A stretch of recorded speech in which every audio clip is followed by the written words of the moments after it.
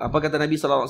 Wa khaliqin nas biquluqin hasan. Dan berakhlaklah kepada manusia dengan akhlak yang mulia. Akhlak yang mulia dengan makna apa dia?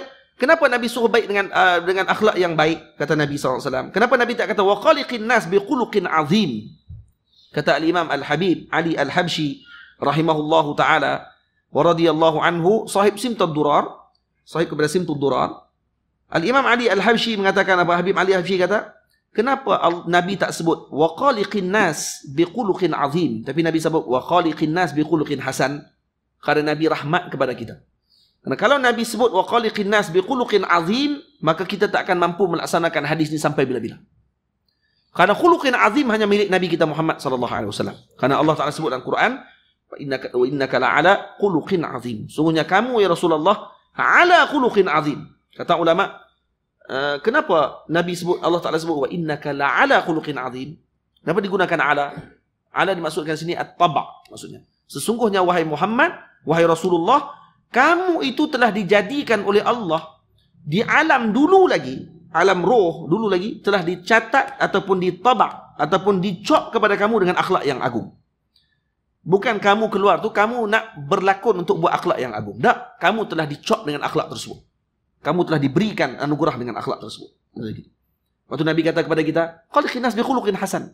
Bas, cukup buat akhlak yang mulia saja cukup dah. Jangan buat akhlak yang azim, kerana akhlak azim milikku, kata Nabi sallallahu alaihi wasallam. Betul kata ulama, antara akhlak yang mulia apa dia? Iaitu dengan cara kita membaikkan hubungan kita dengan orang, baik kita hubungan kita dengan siapa sahaja. Nah, Nabi kita adalah contoh terbaik dengan perkara tersebut. Dan antaranya apa dia lagi yang baik juga akhlak. Nah, ada seorang perempuan, seorang isteri, kata Sayyidina Al-Imam Abdul Wahab Sya'rani radhiyallahu anhu, kata beliau, isteri saya Ummu Abdul Rahman tidak pernah berak dalam tandah rumah saya sepanjang kahwin dengan beliau.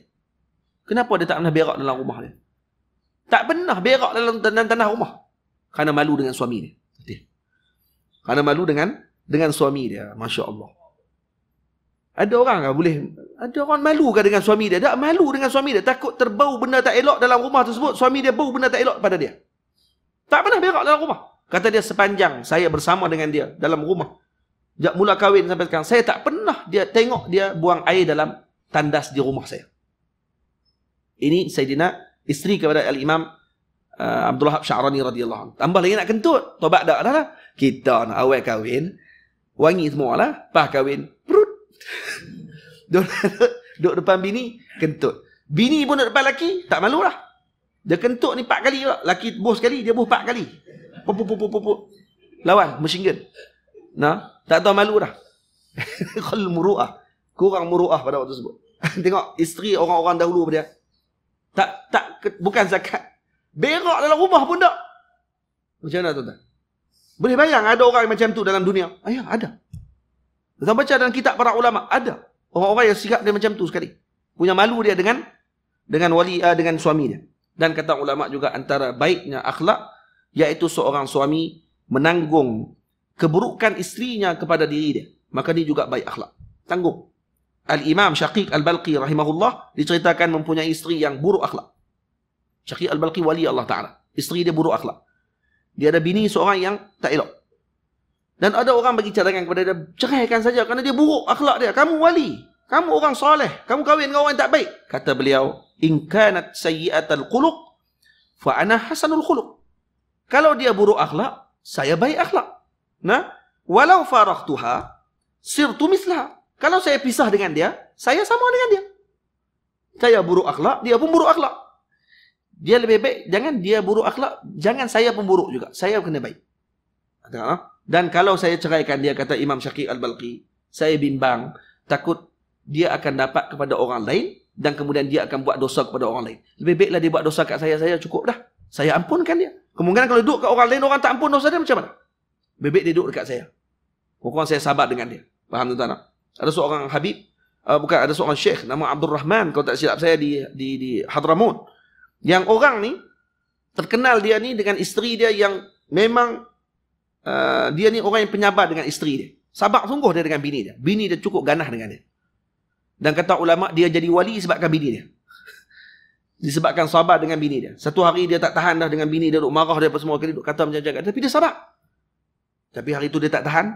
Tapi tak pernah dia ucap perkataan tak elok. Dia keluar daripada rumah Sa'ad. Keluar, dia pergi jalan, lalu ke bukit-bukit. Jumpa ada 3 orang lelaki duduk di gua, dan 3 orang lelaki tersebut duduk bertapa dalam gua tersebut. Bukan bertapa lah, duduk beribadah dalam gua tersebut. Wadi ni pun masuk. Habib Syekh Abdul Rahman ni masuk, dan dia kata, boleh saya nak tumpang duduk di rumah dia dengan kamu semua? Dia kata, boleh, tak ada masalah. Tak masalah. Tapi dengan syarat.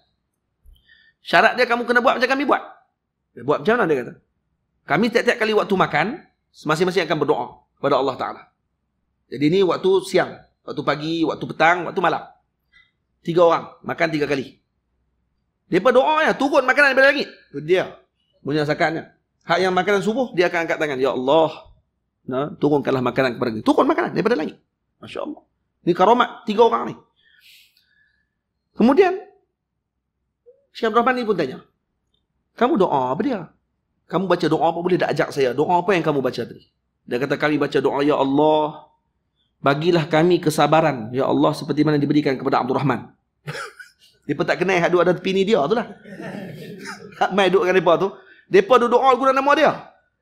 Dengan kesabaran dia. Dengan kesabaran dia terhadap isteri dia. Dan dengan sebab kami tahu, kata isteri dia macam tu, kami tak mau kahwin, Ya Allah. Bagilah kami kesabaran tersebut, Ya Allah, dan bagilah kami dengan nikmat ataupun dengan berkat nama beliau, turunkan makanan kami. Turun makanan. Masya Allah. Terus dia tahu rupanya, rupanya orang duk guna nama dia untuk doa. Turun makanan. Akhirnya dia minta izin untuk keluar balik. Sampai di kampung dia meninggal. Dan dia meninggal. 3 orang ni pun bila dengar ada berita ada orang meninggal, dia pun turun pergi ke kampung tadi. Bila pergi tengok, saya tengok, lah, dia rupanya hak mai kat kami tu. Siapa dia ni? Inilah Abdul Rahman. La ilaha illallah. Kami duk doa dengan dia. Dia pula mai tanya kat kami. Nak doa dengan apa? Rupanya kami duk guna nama dia. Faham? Ini orang yang sabar dengan isteri. Faham tuan-tuan? Itu kata ulama, kata orang lah. Kata, singa ni dia paling takut dengan siapa? Paling takut dengan bini dia. Singa dia paling takut dengan bini dia. Jadi kalau kamu takut dengan bini kamu, ketahuilah bahawa kamu adalah singa. Faham? Ada seorang pakcik. Ada seorang ni, dia ni memang terkenal queen control. Bini dia selalu marah dia. Jadi satu hari, orang kata kat dia, orang tahu dah kata dia ni memang queen control. Memang selalu kena marah. Selalu dia ni ikut cakap bini dia. Satu hari, dia kata, semalam aku jerkah bini aku. Kawan-kawan terkejut. Wih, jerkah bini? Hebat. Macam mana jerkah bini dia? Dia tadi suruh aku basuh kain. Aku jerkah. Berarti dia jerkah apa? Sabun mana? Tanya sabun mana? Maksud dia, basuh kain jugalah. Dah sekali. Nampak tu macam jerkah, macam tekanan kan? Rupanya nak basuh kain jugalah. Dia ingat tak mau basuh kain. Sebab tu ni antara baik kita, akhlak kita dengan apa? Dengan isteri kita. Tuan-tuan, Nabi kita Muhammad pernah menundukkan badan Nabi ketika Sayyidatina Safiyah nak naik ke atas ba'ir, ke atas unta. Sayyidina Rasul pernah membuang jubah Nabi yang di bahagian luar, diletakkan di atas badan unta tersebut. Kemudian Nabi disebabkan Sayyidatina Safiyah rendah, tak boleh nak naik atas unta tu. Walaupun unta dah duduk, dia tak boleh nak naik juga. Maka Nabi SAW merendahkan badan Nabi, dan Sayyidatina Safiyah memijak bahu Nabi SAW dan naik ke atas unta tersebut. Tuan-tuan, ada kita boleh buat macam tu kepada bini kita? Nak buka pintu dekat kereta bini pun kita tak mahu. Buka niri ya. Pandai, tangan ada, kaki pun ada. Buka niri ya. Tu kita pula buka. Ada seorang pakcik, lama dah kahwin dengan bini dia ni. Sampai ketua. Orang jealous tengok dia sebab apa? Sebab setiap kali nak turun kereta, suami akan buka pintu kereta isteri dia. Orang kagum. Orang pakat tanyalah dekat makcik tu. Hebat makcik. Sampai ketua romantik pakcik duk buka lagi pintu walaupun dah tua dah. Bila yang pakcik mula buka pintu, dia kata? Sejak pintu-pintu rosak, dia kata. Sejak pintu belah tu rosak, dia kata, sebab tu lah. Nak buka dalam tak boleh, dia kena pergi buka dalam. Aja pakcik tak boleh nak keluar, dia kata. Lepas tu dah dia boleh buka pintu. Dan itu pun baik akhlak jugalah tu. Walaupun sebabkan pintu rosak, tapi apa ni, kawan-kawannya orang panggil apa, tolong buka pun alhamdulillah lah. Jadi sakat dulu tuan-tuan. Moga-moga kita jadi orang yang baik akhlak kita. Kalaulah suami kena baik akhlak dengan isteri macam tu, isteri lebih-lebih lagi. Isteri lebih-lebih lagi. Lepas tu kata seorang perempuan pada zaman Nabi, tidak mau kahwin langsung. Bila ditanya oleh Nabi SAW, wahai wanita, kenapa kamu tak mau kahwin? Kenapa kamu tak mau kahwin? Dia kata, ya Rasulullah, boleh tak kamu ceritakan kepada saya hak seorang suami kepada isterinya. Boleh tak kamu ceritakan kepada saya? Maka Nabi cerita satu-satu hak tersebut. Dan Nabi kata, kalaupun keluarnya nanah daripada badan suamimu dan kamu menghirup nanah tersebut daripada badan suamimu, kamu masih lagi tidak melakukan kebaikan kepada suamimu lagi pada waktu tersebut.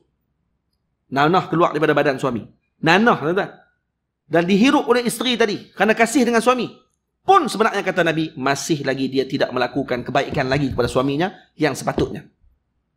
Maka kata perempuan tadi, wahai ayah, cuba dengar. Nabi kata apa? Kalau macam tu pun tak boleh lagi baik dengan suami, macam mana saya nak kahwin? Saya tak akan kahwin sampai bila-bila. Ada orang yang macam tu, tuan-tuan. Kerana dia kata, saya takut, saya tak mampu untuk nak melakukan kebaikan kepada suami saya.